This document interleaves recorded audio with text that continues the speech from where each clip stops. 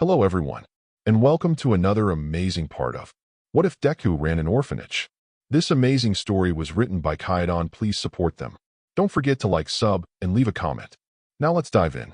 2 years ago, back in America, Alice was at school minding her own business, coloring in a coloring book, when one of the kids came over and looked at what she was coloring. Hey, Alice is using the coloring book wrong. The kid sneered. Other kids came in to look and sneer at Alice's coloring book. She had been coloring an ocean with a bunch of fish and other sea life in it. But she had colored the sea light orange, and the fish and sea life a rainbow of various darker colors. The water's supposed to be blue. Is she stupid? Laughed one of the other kids as they sneered and laughed at her. I know that. I just thought it'd look cool like this. Alice weakly defended herself, getting weird looks from all the other kids, forcing her to go quiet once again.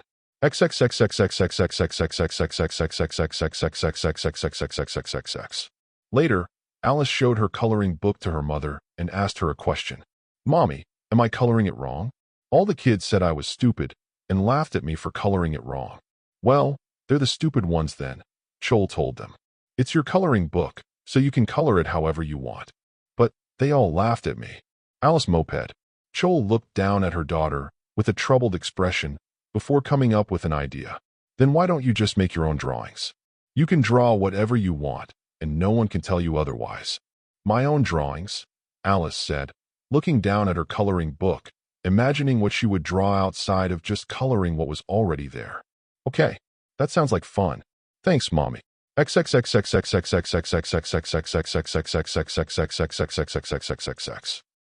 Chol were going shopping when suddenly Alice spotted something. Mommy, I want that. Chol looked at what Alice was pointing at and cringed immediately. It was a hat that looked like a breakfast tray with breakfast on top of it. And it wasn't just a hat. There was a whole matching set. An odd breakfast-themed dress, socks and shoes. Hey, are you sure about this, honey? Chol was about to try to dissuade her daughter from getting this dress that would obviously get her picked on when she looked down at her and saw her eyes sparkling, full of wonder and admiration. Chol sighed.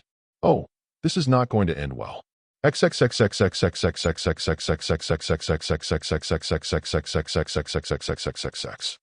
was not at all surprised when she found her daughter coming home crying, her clothes covered in food that other kids had thrown at her, and her hat having been taken by some of the other kids. She went to the school and recovered it, but her daughter never attempted to wear an outfit that weird again. And Chol felt like she'd failed a bit as a mother that day. I don't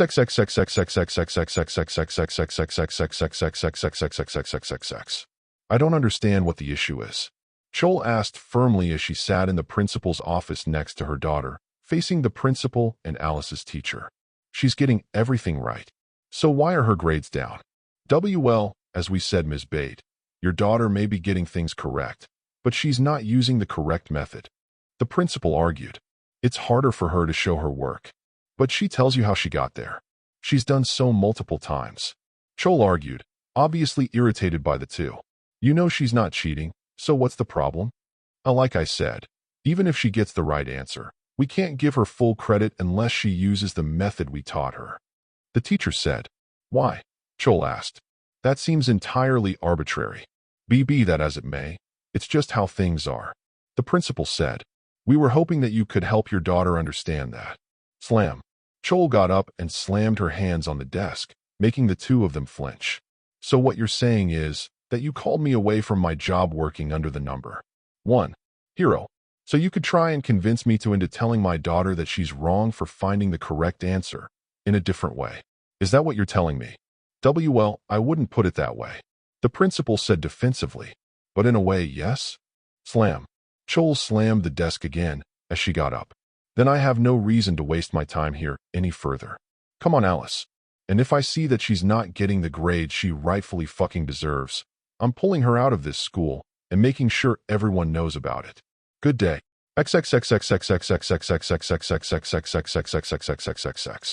God, I hate traffic, Chol said as she was driving back from that meeting, with Alice in the seat next to her, still looking a bit down. Mommy, why am I so weird? Alice asked. Chol took a deep breath as she tried to figure out how to answer such a question in the best way possible. You're just different, honey.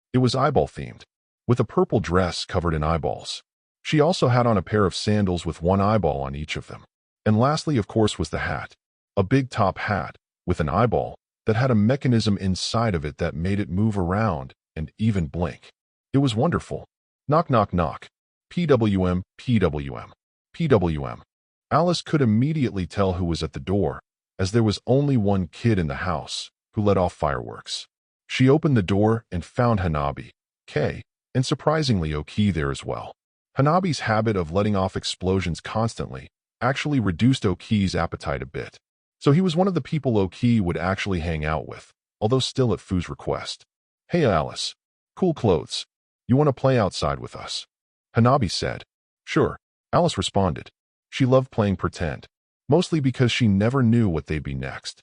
Pirates, astronauts, racers. It was all so exciting.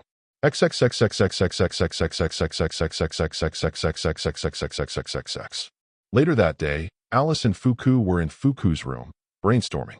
Fuku had come up with the idea of making a game exploring an entire alien planet, but that was a big project, mostly when it came to the creative side, because on the programming side, well, Ken existed.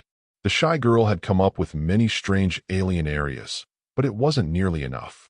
After hearing about the project, Alice eagerly asked Fuku if she could join her on this project. Hey, so what if we add a race of people who aren't affected by gravity? So they live in caves to make sure they don't go into space, and all their villages are both right side up and upside down since they can go either way. That sounds so cool. How would they farm? What would they eat? How would they trade? Fuku's creativity had been lit by the spark Alice had just thrown her way. Immediately they got to work, drawing concept art for this new part of their new world.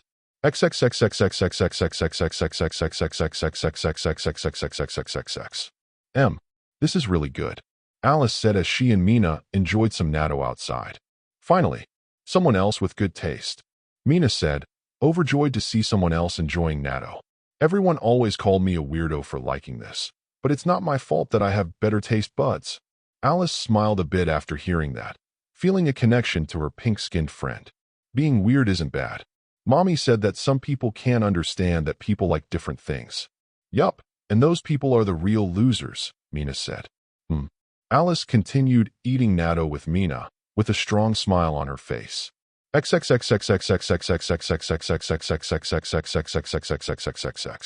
Once again, Alice was in a brainstorming session, but this time with Yami and Amai. They tried to figure out how to make Grimm that would be good at rescue, evacuation, or securing hostages. How about an armadillo? Alice proposed. An armadillo? Both of them questioned. Well, people could get inside of it, and the armadillo would roll them away to safety, Alice suggested. That sounds like a great idea, Amai said as Yami started writing that down. Oh, if we're thinking about shells, maybe we could make Turtle Grimm. They can use themselves as shields for others. But won't they be too slow? Yami brought up. What if they could fly? Alice suggested. If they could fly, they could probably get all sorts of places to protect people. Yeah, that would be wonderful. Amai complimented. You're really good at this kind of stuff, Alice. Alice giggled. Thanks.